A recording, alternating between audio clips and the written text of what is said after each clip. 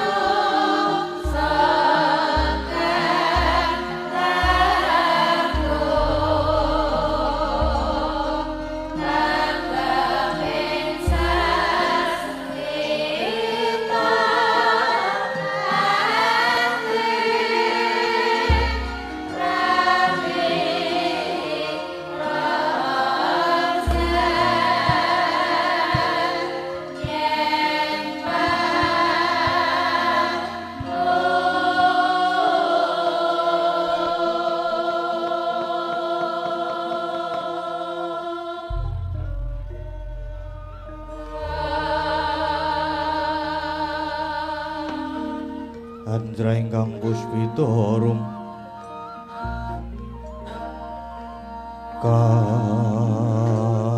kasiring samirana mrih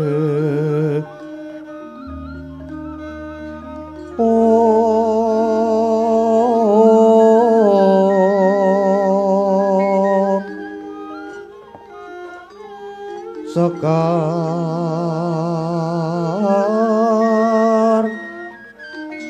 kaduh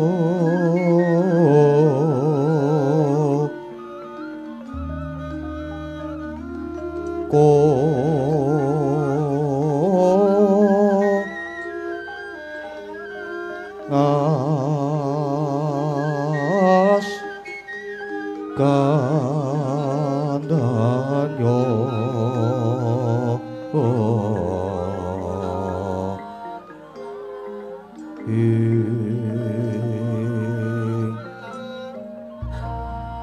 maweh raras tetnaning griya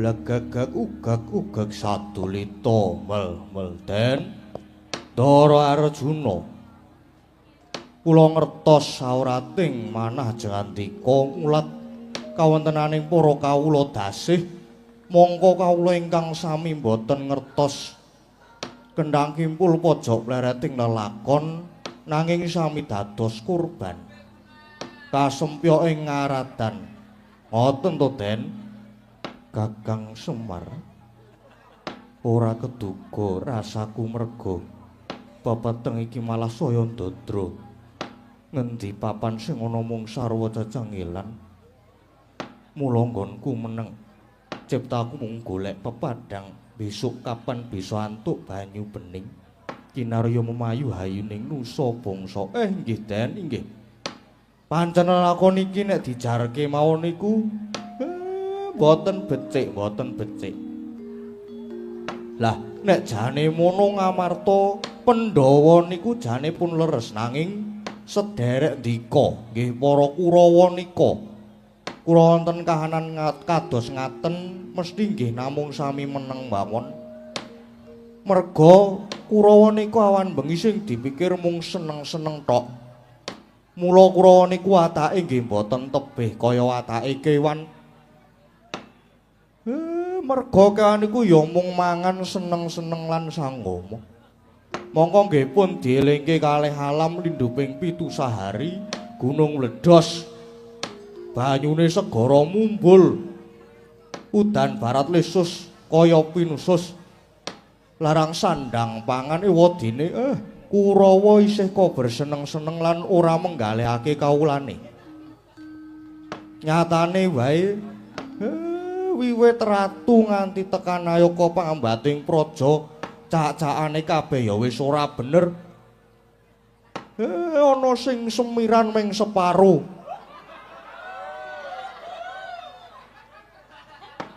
Ngaten niku. Niku pun ora bener pun boten bener. Luwe-luwe sing dadi ratu negara Ngastina nggih Kang Raka Prabu Duryudana nika. Cak-cakane ya wis ora bener. Monggo sing jeneng saguh dadi ratu niku kudu ngampil daya linuwih lan kudu ngampil panguwasa agung. Mula reh ning ngampil daya linuwih lan panguwasa agung niku mboten kenging sewenang-wenang. Ratu niku mung nindakake kewajiban ingkang mboten namung pamrih pribadi lan malih ingkang wigati dadi ratu lan pengayom niku kudu utawa dudu mujudake bebungah. Nanging niku amanah tegese dadi ratu kuwi kudu tanggung jawab sakutuhe marang negara lan kawulane. Mula yen wis saguh aja golek sugih, yen sagah aja golek turah, yen wis gelem aja golek pengalem. Ngaten Den.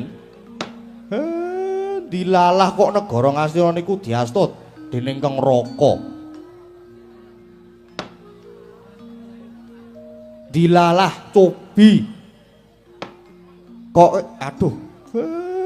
Dilalah Kang Raka niku dados ratu wonten ing negari Ngastina.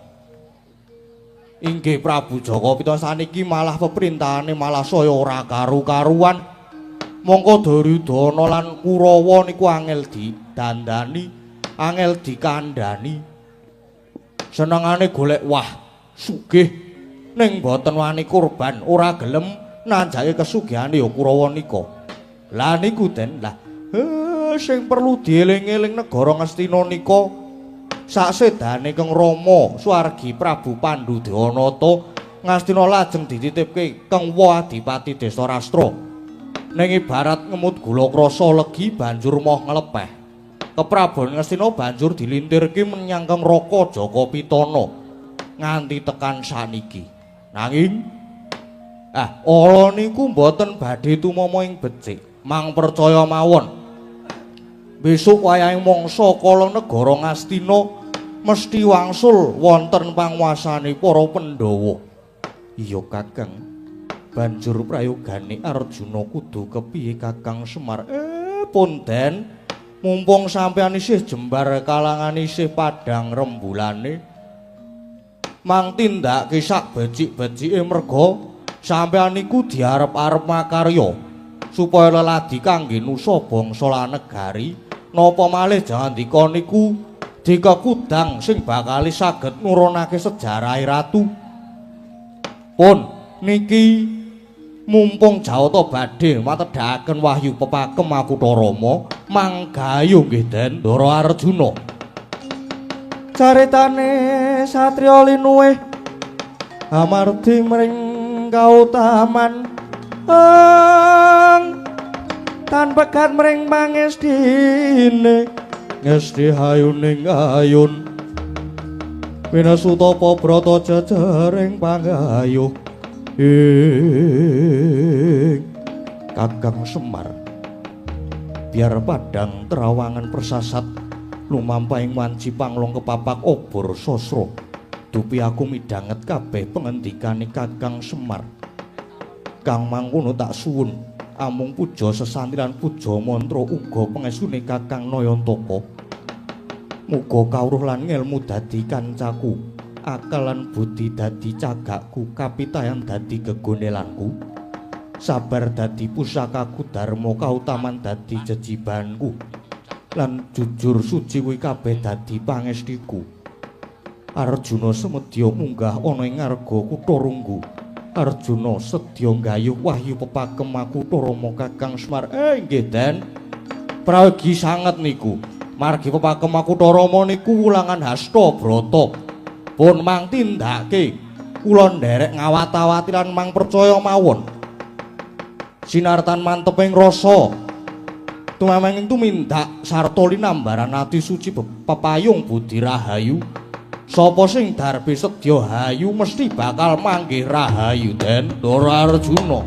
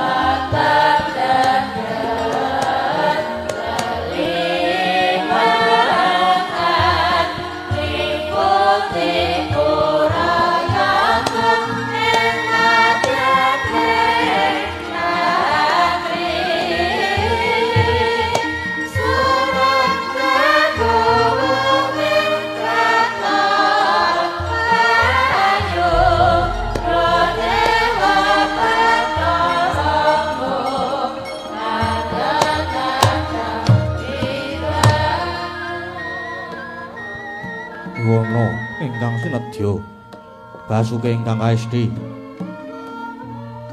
murwakani carita Saratri sinartan sesanti luhuring kagunan angesti kuncaraning bebrayan adiluhunging budaya pinarya hanyembuh drajating bangsa kinatenging dosina wayang Purwa Sembada dadya tuladha hambangun jiwa utama mawardiraing tata krami pramila pantes lamun winastan kagunan suraos tontonan lan tuntunan ananging menika tawarnane adeking pertapan arga kutha Runggu sinten ingkang mangasrama ing mriku yekti ingkang wisik Begawan Kesawa Sidi sakti pendhita ingkang gentur tapane mila datanama kalamun sidik paningale waskithing esti limpating kawruh sabarang pangandikane dadi saciptane mandi apa kang cinipta dadi kang sinedya teka Sang Mahatapa Denya mangasrama tanpa kanthi Bambang miwah endang Nadyan mekaten kathah para cantrik manguyu jejanggan ingkang samya puruhita mring Sang Wiku nalika semanten sawunya jugar deni romangsah semedi gya lenggah wonten madyaning pacrabaan sineba sanggihaning para cantrik indung-indung lah sinten wau ingkang kepareng caket mangarsa nggih Raden Anoman ya Resi Mayangkara ya bayuning wanara kasambet piswanipun para kadang bayu nggih Dedya Jajal Rega bayuning raseksa Mayanaka bayuning gunung Naga Kuwera bayuning Taksaka Garuda Mahambira bayuning Kukila lan Situbanda bayuning Liman Wauta Sang Resi Dukuh mulat piswanipun Sang Anoman mila arsa Rukmendriya dadi mangkono pangudas maraning Dreya ingkang dereng kawedharing lisan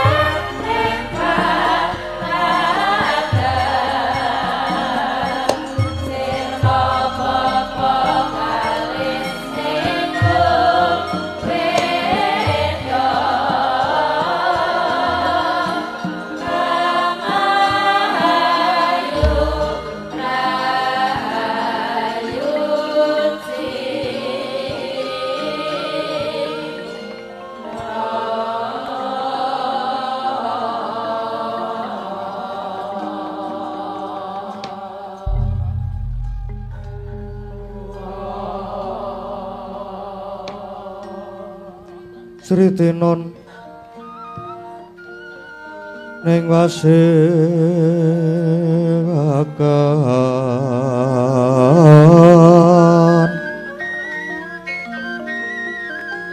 busana maneka arna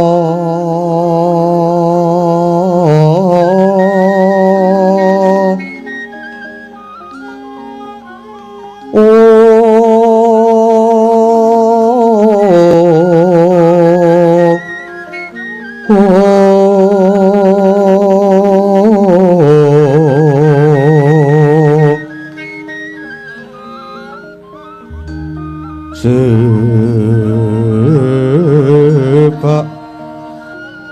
wis pitengu diono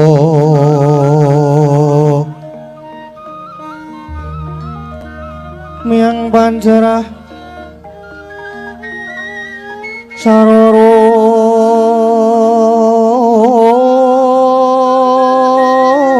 kmo ranggeng manik nara narata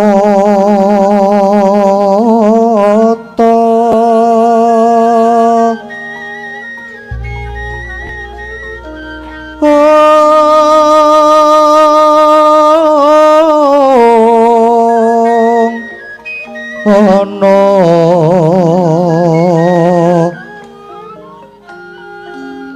obro banyu kang mirat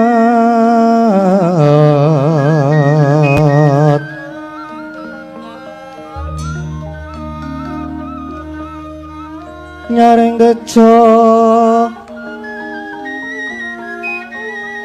awaran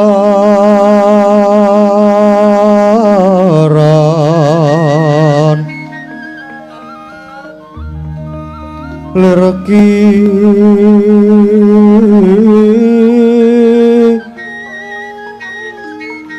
laci siring adit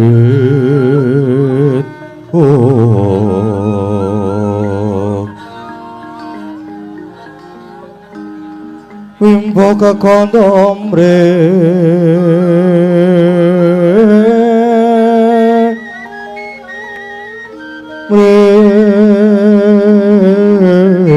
ingin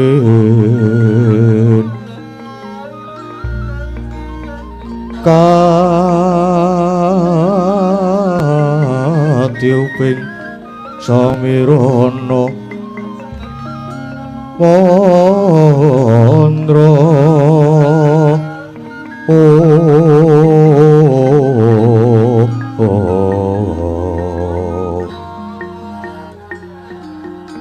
sawaran mangambar kungas ngepeki madyaning paseakan tandya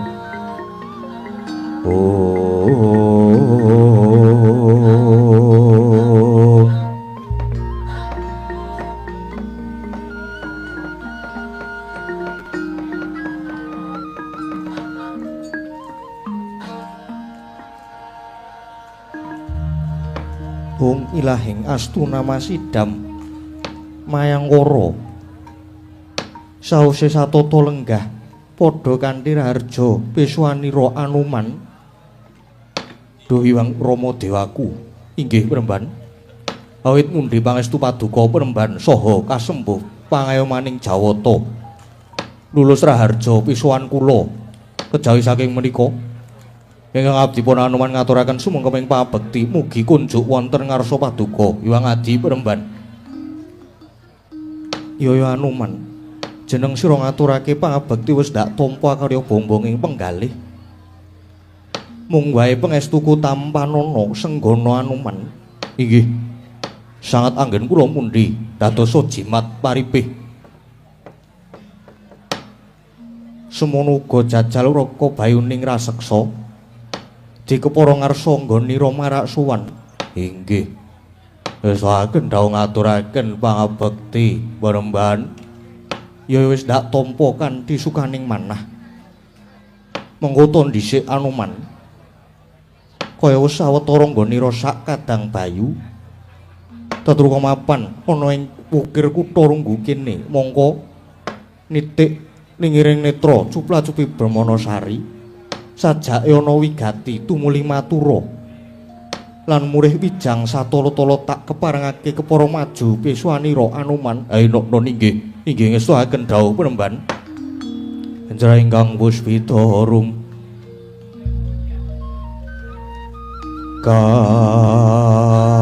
kasiliring samirana mrih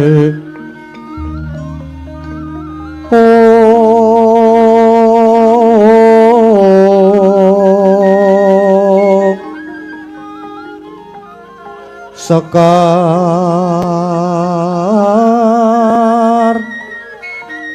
gadung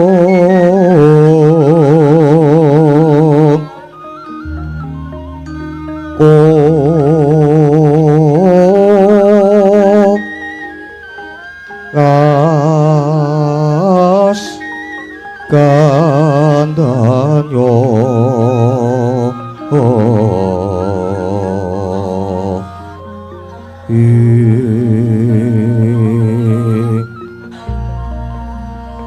maweh raras retnaning driya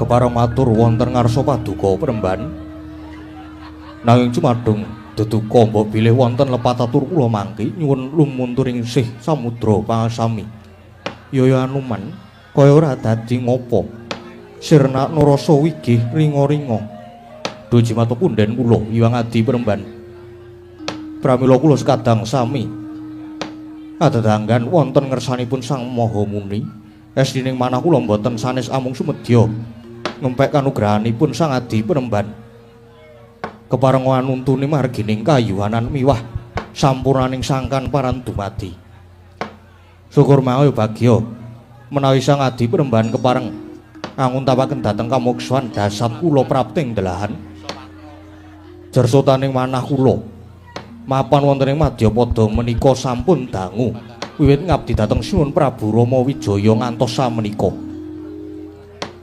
sakti sampun rumaos sungkan tinitahing Madyapada ingkang hanggung sinandhangan inggih menika Cuwa Wirang Gumbira Papa Mulya lan sapanunggalanipun pramila Premban mawantu-wantu panyuwun kula mugi Sang Adi Premban kersa paring pedharan menika lan mugi kepareng nugrahane dhateng jasad kula Premban wong ilahing Anuman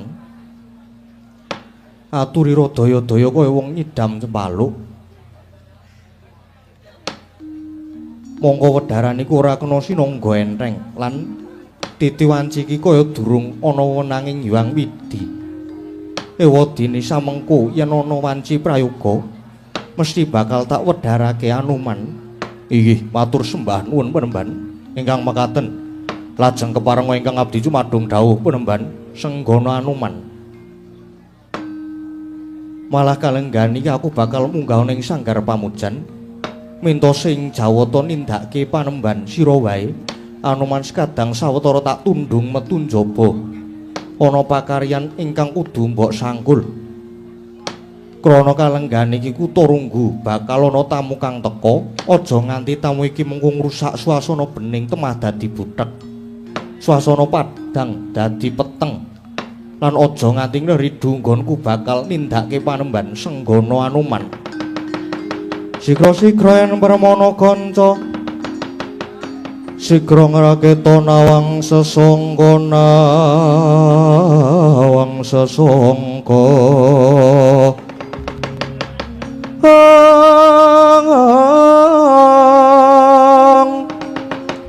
goyang lenggahing Sri Nalendra ambek maros ing sang katri gumulung ngrempak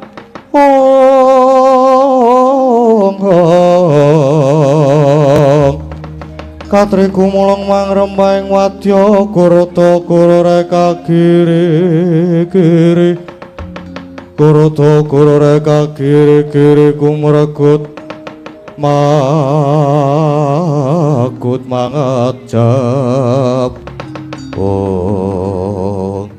kasinggihan ngestoaken dawuh timbalanipun Sang Adi Premban nanging menawi daya menika mangke namung badhe risak ajajak dosa ngupaya kanca kados pundi Premban Purbawasesa tak pasrahke marang jeneng sira Anuman nanging nganggo duga lan prayoga lan para kawula kang padha mapan ning sakiwa tengen pertapan kene aja nganti kasempyok ing ngarat dan non nesuaken dawuh yen mekaten nyuwun pamit nyuwun tambahing pangestu Panembahan senadyan kula inggih nyuwun pamit Panembahan Anoman lan Jajal Wreka lelung sentak babakali surtiti kang padha ngati-ati lan aja nganti ninggal duga lan prayoga Senggana lan Jajal Wreka.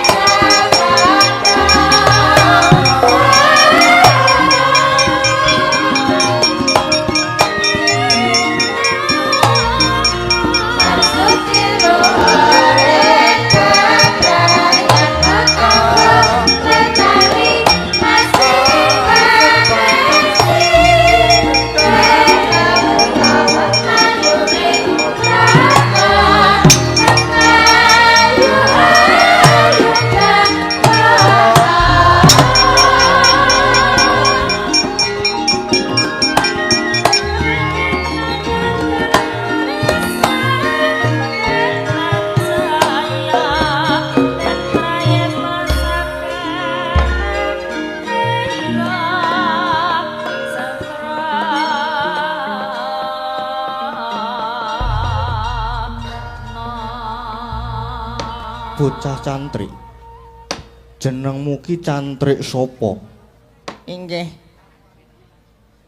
Kula pun cantrik bolot. Sapa? Cantrik bolot. Oh iya, maju suwani ora arep matur apa. Nadyan kula inggih cumadung dawuh Panembahan. Napa kula nggih kedhawuhan nungka dhateng Begawan Mayangkara. Kae iki do arep maju perang. Awakmu kuru kaya ngono. Inggih. Lah pripun saben dinten kula namung ngangon bebek. Mboten nate maju perang. Nang menawi kula dipun dawuhi kula inggih sampun siap.